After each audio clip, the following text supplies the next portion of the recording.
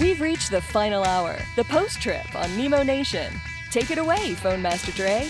That I can with Dave Nemo, Brad Bentley, Jimmy Mack. We got the whole place in here. Good morning. Martin Garcey's Martin in the Garcey. Martin Garcey. Hi, Martin. By the way, guys, just to let you know, our friend Mr. B himself, The Beach, says autonomous doesn't scare me at all, especially from a CDLA perspective, so far out from that taking over. But it can scare off individuals now interested in maybe getting their CDLA. And one of the things that I always think about is sometimes the threat of technology becomes a self-fulfilling prophecy that suddenly a lot of people are like, well, why would I get involved in that? If I get involved in that, I won't have a job. And then they stop going and learn how to do it, and then they accelerate the process by which automated vehicles take over. You know, one of the things we hear now, meeting with service members when we're at a military base with Hiring a Hero, they'll ask about which jobs do I have to worry about AI or the robots taking over. The narrative is out there. Everybody is thinking about it, regardless of what industry they're looking at. Yeah, also your funding agencies that fund programs like truck driver training and that type of stuff, federal or grant programs that are block grants, that type of thing, they always ask that question. If we train someone, how long are they going to be a driver before that's taken over? And we, those of us in the industry believe it's going to be a long time. But yet the information's out there and people see it and hear it and think it's, there's 50 loads a day, I think, come out of Houston going to Dallas or to San Antonio, but they still have a driver there. In fact, they have a technician and a driver. So actually right now it takes two people to do one truck. Autonomous loads. Right, autonomous load, yeah. And so, at some point that'll go away and it'll be, we'll see some of that, but there's still going to be a huge role for the drivers. And we could talk all day about what autonomous trucks can't do.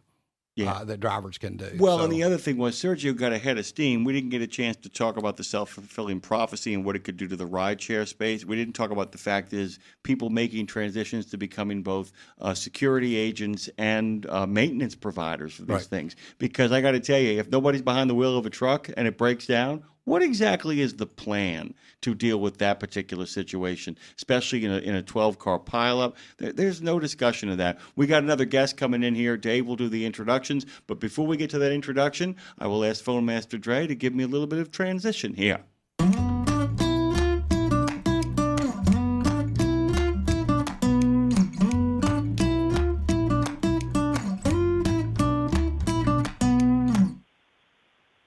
Kerri Wirachowsky is joining us here on the program this morning. She is the DIP CVSA, the Director of Inspection Programs at the Commercial Vehicle Safety Alliance. Kerri, good morning. Welcome. Thank you. How are you doing today? Oh, doing good, doing great. It's good to talk to you again. Brakes, you as well. Brakes, when you look at the calendar, CVSA, you guys do, the big Inspectorama that used to be in June, but went to, what's the month right before June? It went to May. There you go. Yeah. And that goes back to the late 80s. And then we have different things. And Brake Safety Week is always a really anticipated event because it is an event. And these 1, 2, or 3 day events or week-long events really provide a snapshot of the trucking industry, for good or bad, fair or not. It is what it is, and those numbers basically live with us. So we always kind of go to the out-of-service rate. And you pretty much expect some things. Were there any surprises, or was it what it was expected to be? Well, I mean, you never know what it's expected to be, and you always hope that the numbers go down. And in actuality, this year they went up slightly. They went up from 13% up to 15.1%. So, nothing grossly surprising, but we always strive to hope they go down, for obvious reasons. So there were 1,199 combinations of vehicles put out of service for the 20% service brakes. That to me is not surprising. That is usually our number one reason why trucks do go out of service for brake-related reported violations during that week. Talk to us, Jimmy Mack here. Talk to us about the scope of the inspections. I mean, I know a lot of people know it's big, know it's happening, ubiquitous, ever-present everywhere. But what is the actual scope in regards to the participants and the number of places where people can be expected to be stopped and people can be expect to be asked to kind of show that they are brake worthy? Yeah. So unlike International Road Check, which is the one in May, where they do level 1 inspections and they inspect everything, in a lot of cases during this week, the inspectors are stopping the vehicles and they are doing level 1s and they are inspecting everything, but we focus on brake data for this week. So most jurisdictions do participate in the event. There may be reasons why some don't. We had 52 of our jurisdictions in North America, 9 from Canada, 9 provinces or territories from Canada, 42 from the United States, and Mexico all participated.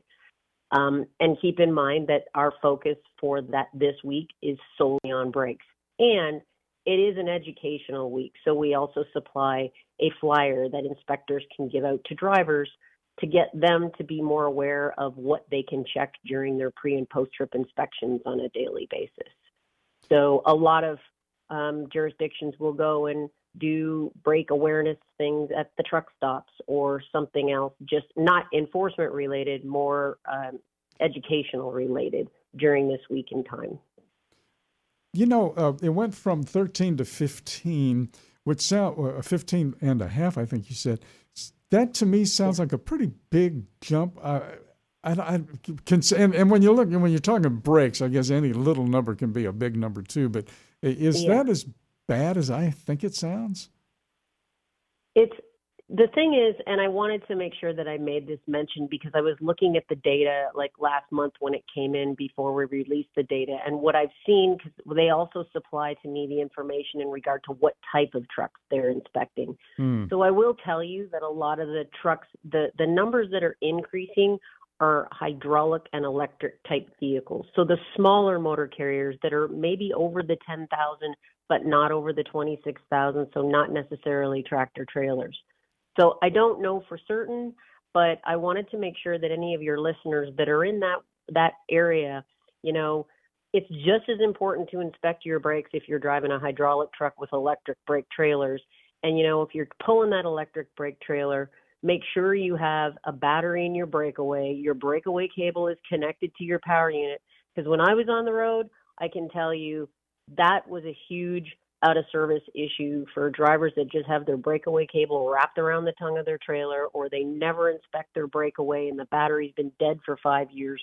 Those are out-of-service conditions, and if you are stopped, it's really easy to inspect as a driver in the morning and make sure those things are working. And if they're not, now you're out of service on the side of the road. So I can't say for certain, but I do believe that some of that increase might be for those smaller CMVs that are out there that generally we're not focused on, that maybe they're being focused on a little bit more. Kerri, maybe you can correct me, but it's my understanding that so much of this, you talk about the idea of the educational component, and it's why it's so important that drivers actually, work with the men and women out there on the road doing this. It's as much an educational situation for those on the inspection side and those on the law enforcement side as well, correct? We're giving these people an opportunity to do up-close work in the field, right? Yeah, absolutely. And I mean, anytime, and I always say this to industry and I say this to drivers, and when I was on the roadside, when you're placed out of service, if you don't know why or you don't understand what's going on or where it says what it says in the regulation or the out of service, ask the question. The inspector has to know the answer to that question, and take the flyers that the inspectors give you during these events and have a look at them, because that's what they're for. They're not for the inspectors to learn how to inspect a truck. We modify them every single time we change the target focus of these events. So this year it was on drums and rotors. So it's all educational on how drivers can check that stuff while they're doing their inspection so that they make sure they're not cracked, broken, rusted, etc. So, we try to get that information out to the drivers because you know what? They're the first line of defense. If I saw your truck once in my lifetime at roadside, I was lucky. The driver gets to see it every day. they're the ones that are going to find this stuff before enforcement does. Before we get back to questions, Kerri Wirachowsky joins us this morning as CVSA's Director of Inspection Programs. By the way, she started over the Ontario Ministry of Transportation and advanced through the ranks to lead the enforcement program evaluation within the Carrier Safety and Enforcement Branch. Prior to joining CVSA in 2017 on that area, she served as CVSA's Vehicle Committee Chair, Co-Chair of the North American Inspection Championship Program in Region 5, Canada President. Kerri, by the way, is a former CVSA inspector and instructor developer, and she is CVSA's 2001 NAIC Grand Champion. So we want to make sure we're all clear that she knows of what she speaks. Can you tell us, our listeners out there, as well, what kind of planning goes into executing the week? Because while it does have a certain organic feel to it, it really has to be kind of thought through. You're talking, we asked you to lay out the partners, the jurisdictions, but it really requires some serious coordination. How long do one of these things take to plan? You're going to tell me a year, aren't you? Well, we meet twice a year. So we meet in the spring and we meet in the fall, where I saw you in the fall when we were in New Orleans. And, you know, I would say that Operation Air Brake, it's a program from CVSA, and it's a large group of folks. Probably half of them are industry people, to be honest, and the rest of them are enforcement. And every year we talk about, hey, what do we want to focus on? Why do we want to focus on this, that, or the other? For 2 years, we focused on brake linings and pads. Then we flipped over to rotors and drums, because that's what the brake pads and linings touch. Plus, the industry indicated to us that the requirements for making brake linings and pads changed as of last year. So they wanted us to collect data on the condition of rotors and rotors and drums over the course of the next couple of years to see what impact the change in linings and pads may have on the wear of the drums and rotors. So a lot of times the data we collect specifically on something is something that industry wants us to collect, because honestly, they don't get a lot of roadside data. So they come to us to ask us for that data. And in the meantime, we're still inspecting the brake system from stem to stern and reporting out all the data. But we specifically focused on brake drums and rotors for two reasons. One, to educate the drivers, but two, to provide some information back to the industry so they can do better when manufacturing things in some cases. You know, Kerri, you said something there that I want to pull out because it's really significant. The trucking companies asked for information. They wanted you to emphasize something in inspections. In other words, this is not a top-down kind of a thing. It's a collaborative effort. CVSA is an association that includes OEMs and trucking companies and safety folks and all kinds of folks, not just law enforcement and DOT. And I think that's a point that isn't made enough, I think, about CVSA. No, I can't agree with you more on that one. And I, coming from the enforcement side of things from 30 years of inspecting trucks, can honestly say to you that I've learned more from industry and more from the OEMs and everybody else about what should be in the out-of-service criteria and what should not be in the out-of-service criteria. And I explained it. I was just doing a presentation on Saturday morning to drivers, and I said, you know, without the collaboration between the OEMs, the motor carriers, and enforcement together in a room coming up with your out-of-service criteria, I'm not sure what it would say.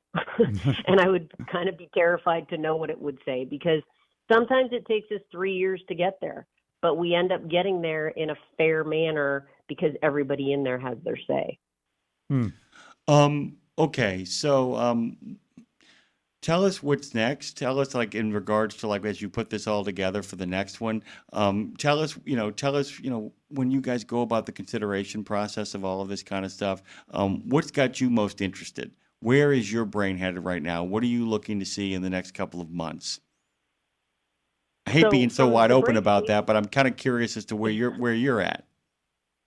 I see a lot of things in the next couple of months, but as far as Brake Safety Week goes, I mean, when I look at this data and when we study this data, because there's another group at CVSA also that looks at this data in regard to the performance-based brake testers. That's a whole nother group. So we look at those things and we say, hey, where is this stuff going? What do we see? We did conclude at our Operation Air Brake meeting in the fall in Denver that we do want to do the same focus again next year, because 1 year of data doesn't tell you a whole lot. So we're going to focus on drums and rotors again next year to see whether things are getting better, whether things are getting worse. And then again, back to my previous comment about the brake linings and pad change, we kind of need a 2-year span to see. We have to let them operate out there for a little while to see whether or not there is any impact or not. And then we will have a conversation next year about a new focus. And in some cases, it stems from what are we seeing on roadside? What do we feel that the drivers need to be educated in? That's a big one. What are they not inspecting during their trip inspection that they need to? And where do we want to push the focus? And by the way, thank you, Kerri, for actually understanding what the hell I was asking you, because it was the most convoluted version of like, where's your focus going to be next and what are you looking at in particular? Thank you so much, by the way. It's great to have you back. It's great to have your voice on the air. Welcome to Nemo Nation. We will talk more at you soon. Thank you, Kerri. Thanks for having me.